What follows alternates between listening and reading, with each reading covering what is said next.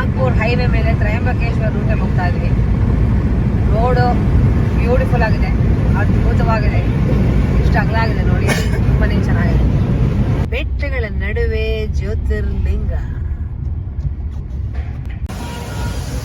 ನಾವು ಈಗ ತ್ರಯಂಬಕೇಶ್ವರ ಬಂದಿದ್ವಿ. ಸೊ ತುಂಬ ರಶ್ ಇದೆ.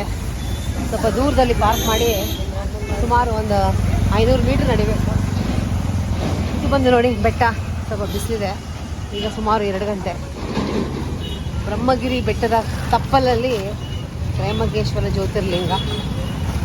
ಇಲ್ಲಿ 3 ತ್ರಿಮೂರ್ತಿ ಲಿಂಗ ಇದೆ, ಬ್ರಹ್ಮ ವಿಷ್ಣು ಮಹೇಶ್ವರ ಜ್ಯೋತಿರ್ಲಿಂಗ. ನಾನು ಸ್ವಲ್ಪ ಸೂಪರ್ ಎಕ್ಸೈಟೆಡ್, ಯಾಕಂದರೆ 3 ಒಟ್ಟಿಗೆ ಇರೋದು ತುಂಬ ಬಹಳ ಕಡಿಮೆ. ಬ್ರಹ್ಮ ವಿಷ್ಣು ಮಹೇಶ್ವರ. ಸೊ ದರ್ಶನ ಮಾಡೋಕ್ಕೆ ಅಂತ ಹೋಗ್ತಾ ಇದ್ದೀವಿ. ಇಲ್ಲಿ ಜನ ನೋಡಿದ್ರೆ ಸಿಕ್ಕಾಪಟ್ಟೆ ರಶ್ ಅನಿಸುತ್ತೆ. ಸೊ ಕೇಳ್ಪಟ್ಟಂಗೆ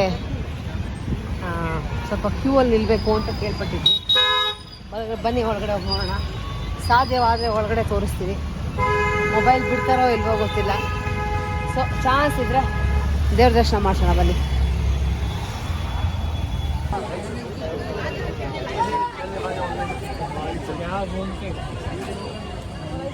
ಎಂಟ್ರೆನ್ಸ್ ಇಂದ ಬಂದು ದೇವಸ್ಥಾನ ತನಕ ಕ್ಯೂ. ಇದು ಆ್ಯಕ್ಚುಲಿ VIP ದರ್ಶನ ಅಂತೆ. 200 ರೂಪೀಸ್ ಕೊಟ್ಟರೆ ಇದು ಪಾಸ್ ಕೊಡ್ತಾರಂತೆ, ಅದಕ್ಕೆ ಕ್ಯೂ. ಈ VIP ದರ್ಶನನೇ ಇಷ್ಟು ರಶ್ ಇರಬೇಕಾದ್ರೆ ಇನ್ನು ಮೇಯ್ನ್ ನಾರ್ಮಲ್ ದರ್ಶನ ಹೆಂಗಿರ್ಬೋದು ಗೊತ್ತಿಲ್ಲ. ಬನ್ನಿ ಹೋಗಿ ನೋಡೋಣ, ನಮ್ಮ ದೇವ್ರ ದರ್ಶನ ಸಿಗುತ್ತೋ ಎಲ್ಲ ಈಶ್ವರನ ಕೃಪೆ ಇದ್ರೆ ಖಂಡಿತ ಸಿಗುತ್ತೆ.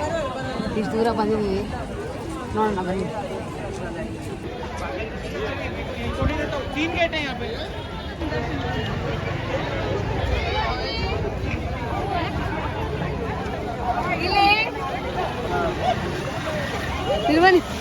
ಸಿಕ್ಕಾಪಟ್ಟೆ ಕ್ಯೂ, ದರ್ಶನ ಮಾಡ್ತಾ ಇದ್ದೀವಿ.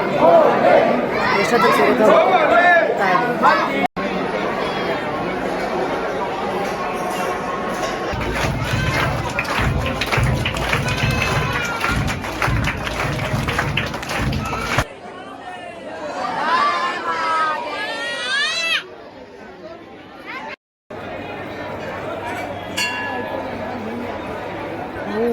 ಶಿವಾಯ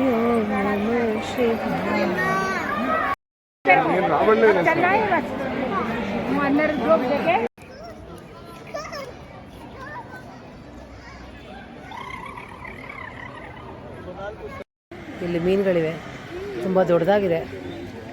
ಇಲ್ಲಿ ಎಷ್ಟು ಚೆನ್ನಾಗಿದೆ ನೋಡಿ.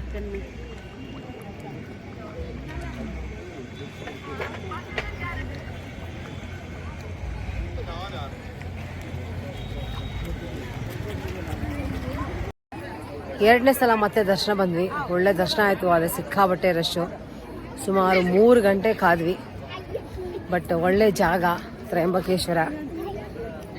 3 ತ್ರಿಮೂರ್ತಿ ಇರೋ ಅಂತಹ ಜಾಗ, ಬ್ರಹ್ಮ ವಿಷ್ಣು ಮಹೇಶ್ವರ ತ್ರಯಂಬಕೇಶ್ವರ. ಸೊ ಹರ್ ಹರ್ ಮಹಾದೇವ್. ಶುಭರಾತ್ರಿ, ಧನ್ಯವಾದ.